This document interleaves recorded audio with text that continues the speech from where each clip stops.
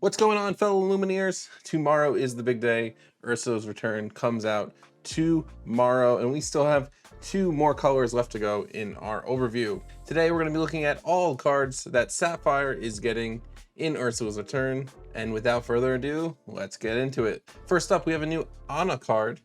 Anna is a 2-cost inkable. This will be Anna Braving the Storm, 2-cost inkable, 1 strength, 4 willpower, and questing for 1. With the ability, I Was Born Ready. If you have another hero character in play, this character gets +1 lore. It's a pretty nice card. A lot of hero cards coming in this set. That is the theme of the starter deck. So we'll see a lot of the hero tag in play here for Sapphire. And next up, we have another Anna card, Anna True Hearted. She is a 4-cost inkable, 2 strength, 4 willpower, questing for 2. With the ability, Let Me Help You. Whenever this character quests, your other hero characters get +1 lore. Very similar ability to the other Anna, but instead of this card getting lore, you're giving all your other hero characters lore. You can actually play them both, and they both get an extra lore. This Anna is also going to get a very cool enchanted version here with it. It kind of looks like a mix of the 3D and 2D images. Very cool, going to be a nice one to look out for. Let's see if she holds as much value as her sister Elsa does. And up next, we have a new Ariel card in Sapphire. Ariel, Treasure Collector, 6-cost, uninkable, 3 strength, 4 willpower, questing for 3. This Ariel has Ward and the ability, The Girl Who Has Everything.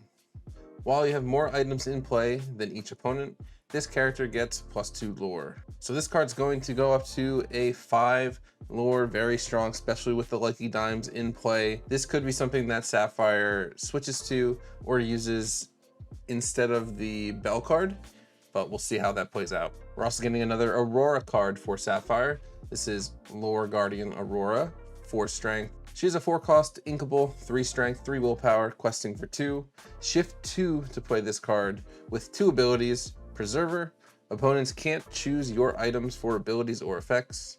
And Royal Inventory, exert one of your items, look at the top card of your deck, and put it either at the top or bottom of your deck. Now we don't have a 1-cost Aurora, so the Shift 2 really doesn't have much value here yet in this set. It might come into play in future sets, but at the very least, you might be able to get this a turn early, or maybe even combo this by playing it as a shift with an item. And as soon as you play the item, you can exert it with the ability. It doesn't need to dry for a turn. So very cool card to get to looking through your deck for the cards that you need to pull. Speaking of Aurora, this card is a 2-cost inkable. It is the Tranquil Princess Aurora, 1 strength, 3 willpower, questing for 1, also with the ability Ward. And next up from Raya and the Last Dragon, it's Dang Hu, the Talon Chief, 5-cost inkable, 3 strength, 5 willpower, questing for 2, with the ability You Better Talk Fast. Your other villain characters gain support. This would be cool. There are some villains in Sapphire like Hades that you might be able to use this. I'm not sure how much support is going to be useful on them, but we'll see how it goes. And then from Mulan, we have Fa Li, Mulan's mother, 1-cost inkable, 1 strength, 3 willpower, questing for 1. This is a pretty standard card. It does have a mentor tag, even though we don't have many abilities affecting mentors yet. This could be something to look out for in the future. Next up, we have Flounder, Collector's Companion, 3-cost inkable, 2 strength, 2 willpower, questing for 2. It has the support tag and the ability I'm Not a Guppy. If you have a character named Ariel in play, you pay 1 less ink to play this character. Now, as a 2-cost 2/2 questing for 2 with support, this is very strong. It's okay as a 3-cost, but if you have your Ariels in play, maybe if you're playing a song deck with Ariel, this could be really strong. Coming up next, we do have another Hades card in Sapphire. It is a little bit less expensive than the other one. It is Meticulous Plotter, 4-cost inkable, 3 strength, 6 willpower, questing for 1. It is a pretty tanky card for 4-cost. It's going to be able to survive a couple turns on the board, and then you can use it either as an extra villain on the field, or you can use it as a shift target for your other Hades. Another villain coming to Sapphire this set is Hans, Noble Scoundrel, 3-cost inkable, 3 strength, 2 willpower, questing for 2, with the ability Royal Schemes. When you play this character, if a princess or queen is in play, gain 1 lore. There are a lot of princesses in Lorcana because there are a lot of princesses in Disney And a lot of the princesses are pretty meta, so with the right deck, this could be pretty useful. And then speaking of princess and queens, we've got Iduna, Caring Mother from Frozen, 4 cost inkable, 3 strength, 3 willpower, questing for 1, with the ability Enduring Love. When this character is banished, you may put this card in your inkwell face down and exert it. This is the first inkwell based card that we're seeing be revealed for Sapphire. A lot of the cards so far have fit together with the heroes theme. We also saw some villain themes, but this is the first that we know and love about Sapphire, about getting your ink higher than it should be. Next up, we'll take a look at John Silver, Terror of the Realm, 8 cost inkable, 8 strength, 8 willpower, questing for 3. This is a very strong card for a lot of cost. It doesn't have an ability, but it could be a terror late game in the right situation. Coming up next, we do have Olaf, Carrot Enthusiast, 3 cost inkable, 1 strength, 4 willpower, questing for 2. It has the special shift discard ability for Sapphire. This will be shift, discard an item card. Olaf also has the ability Carrots All Around. Whenever he quests, each of your characters gets strength equal to this character's strength this turn. So on its own, useful in situations where you give your characters an extra strength, but if you can use support to boost Olaf's strength and then quest with him and give everyone else 3 strength, 4 strength, whatever it is, it could be a lot stronger for wiping out the opponent's board. And because you're going to need something to shift on top of, we also have an Olaf Trusting Companion, 1 strength. Olaf is a 1 cost inkable, 1 strength, 2 willpower, questing for 1 with the support tag. Next up from Tangled, we are getting another Pascal card, Inquisitive Pet, 3 cost inkable, 3 strength, 3 willpower, questing for 1 with the ability Colorful Tactics. When you play this character, look at the top 3 cards of your deck and put them back in any order. This is a decent card. There's another card in Sapphire that will benefit from having Pascals on the field, so it might see play because of that. And you can also pair this with some of the other tools where you can name the top card on your deck, or you draw 1 card to guarantee that you get it in your hand. And next up we have Prince Philip, Gallant Defender, 3 cost inkable, 1 strength, 3 willpower, questing for 2. He's another support card with the ability Best Defense. Whenever one of your characters is chosen for support, they gain resist +1 this turn. So what you do is you quest with him, give somebody support, and now they have resist 1, so they can go and attack something and not take as much damage back. And then here she is, Rapunzel, Appreciative Artist, 5 cost inkable, 3 strength, 5 willpower, quest for 3 with the ability Perceptive Partner. While you have a character named Pascal in play, this character gains ward. If you can do the combo just right, this is a very strong card that your opponent won't be able to target with their removal and their control. They'll at least have to take out that Pascal first or challenge this outright. I love this card. It's got a beautiful design. It comes with the starter deck. Can't wait to get our hands on it. I just wish we got an enchanted version. We're still waiting for the enchanted Rapunzel. I know she's getting one with the challenge series, but would like to see one in packs as well. Next up, we have Scuttle from The Little Mermaid. He's expert on humans, 2 cost inkable, 1 strength, 3 willpower, questing for 1 with the ability Let Me See. When you play this character, look at the top 4 cards of your deck.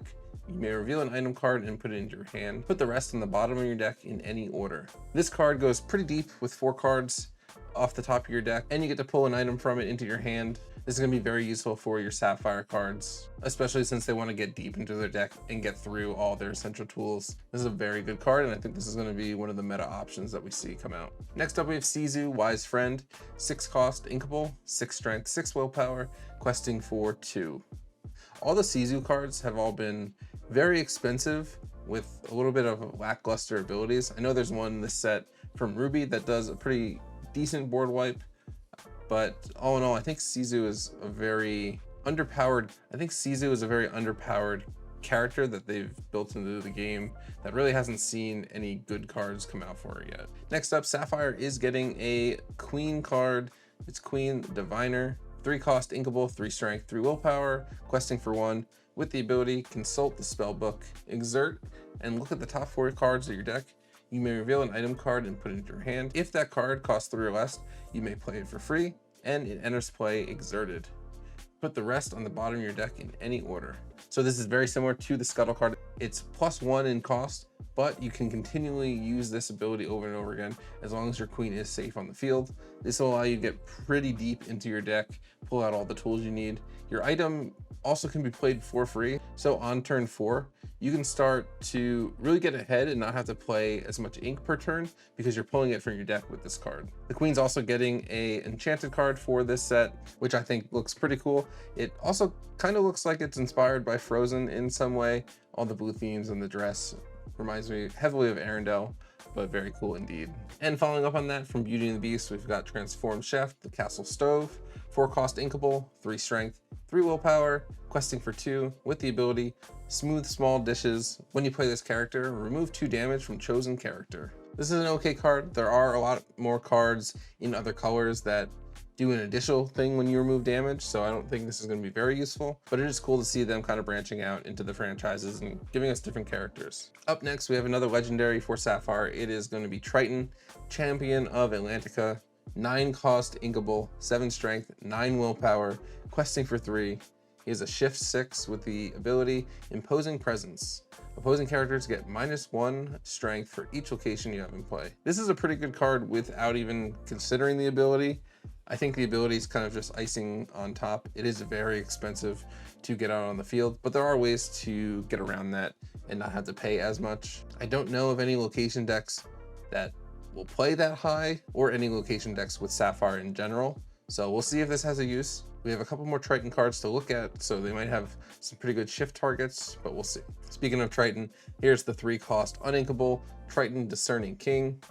He has 3 strength, 3 willpower, questing for 1, with the ability Consign to the Depths. Exert to banish one of your items and gain 3 lore. It's a pretty interesting ability. Late game, you can use it to scoop away some extra lore. I think you're not going to want to use the ability though if you have that other Triton in your deck. And typically you like to keep your items on the field for your Hieroms and Sapphire to get rid of. So not the most useful Triton, but we do have one more to take a look at, and that's going to be Triton Young Prince. 4 cost inkable, 3 strength, 4 willpower, questing for 1. He has 2 abilities. First one is Superior Swimmer. During your turn, this character gains evasive. And the second ability, Keeper of Atlantica. When one of your locations is banished, you may put that card in your inkwell face down and exerted. I think this card fits the more expensive Triton a lot better. It has a location-based ability, giving you a little bit extra ink, which would allow you to get to that big Triton all that much quicker. So I think if you're going to be comboing the cards at all, this is going to be the one that you're going to see play. The other one I don't see really getting much use. And last up for the characters of Sapphire for this set, it's going to be Tuk Tuk from Raya and the Last Dragon. Curious Partner. 2 cost inkable, 2 strength, 3 willpower, questing for 1. Moving on to the actions and songs, we've got Dig a Little Deeper. This song from Princess and the Frog is 8 cost, uninkable, Sing Together 8. So you can combo your characters to add up to 8 or more, to look at the top 7 cards of your deck, put 2 in your hand, and the rest of the bottom of your deck in any order. If you can pull this off, you're going to be able to get super deep into your deck and pull out the tools that you need to get further ahead in the game. The 8 cost is very expensive, and Sapphire typically doesn't like to play too many characters on the board. They like to focus on ramping instead, but this can be used late game when you do have that board control to just pick up the final pieces, grab your lucky dimes, and win the game. Next up for actions, we've got Glean, 1 cost, inkable, banish chosen item, its player gains 2 lore. This is very similar to that Triton that we took a look at, but instead of banishing your items, you can pick any item, with the downside being if you pick an opponent's item, they're going to gain 2 lore for it.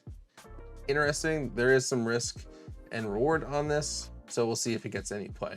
And next up for our songs, we've got Seldom All They Seem. This is a 2 cost inkable. Chosen character gets -3 strength this turn.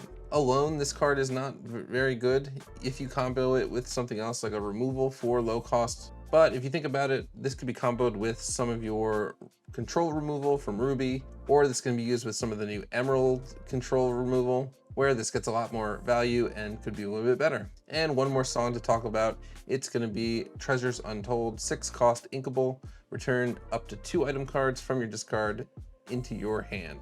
This card's pretty good. It's going to allow you to get rid of those popsicles, get rid of the fish bones, and know that you can pull them back later in the game when you need them. If you need to get rid of your lucky dime early, you know you can pull it back with this card as well. And next up, we have to talk about the items of Sapphire. We've got Field of Ice, 3-cost inkable.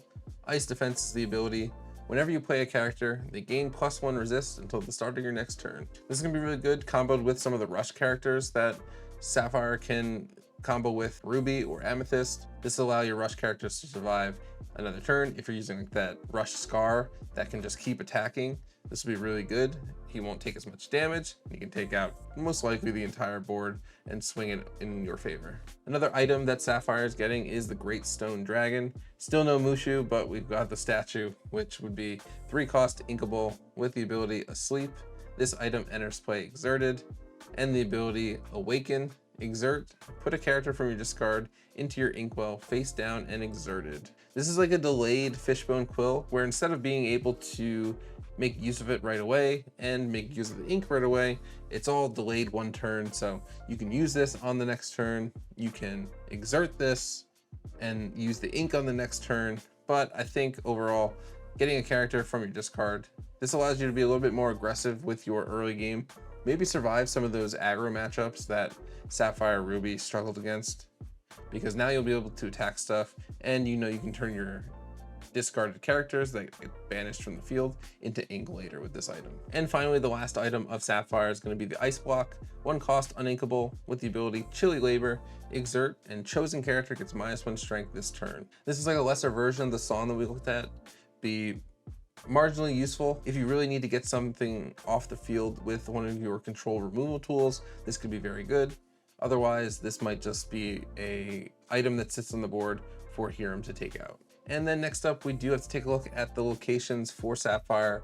Coming out with this set, we've got Ariel's Grotto, a secret place, 2-cost inkable, 2-cost a move, 7 willpower, with the ability Treasure Trove. While you have 3 or more items in play, this location gets +2 lore. And this location's getting its own enchanted version. Looks very cool. And finally, the last card coming to Sapphire in this set is going to be Winter Camp Medical Tent. It is a 3-cost inkable, 1 to move, 8 willpower. It'll get you 1 lore every turn with the ability Help the Wounded. Whenever a character quests while here, remove up to 2 damage from them. If they're a hero character, remove up to 4 damage instead. This could be really interesting. You can use this to maybe throw your Captain Smee in a Sapphire Steel deck to quest and heal itself. This might let you play some characters that interfield with damage. So maybe if you're playing Ruby, you can play the Mother Gothels because you know they'll get the 2 healing whenever she quests. Or there's a Beast card coming this set. Maybe you can use him as well. When you quest with him, he'll get fully healed up, and it'll allow you to play those characters without relying on the need for the Amber healing. And with that now, that's all the cards coming to Sapphire for this set, Ursula's Return. It does come out tomorrow, and we have 1 more color to go. We still need to go over Steel. Super excited to get that video out of the way, get over to Disney Springs and get some product. We'll be opening up here on the channel. Make sure you like this video, check out the other ones in the series, subscribe to the channel, and I'll see you guys tomorrow for launch day. See ya.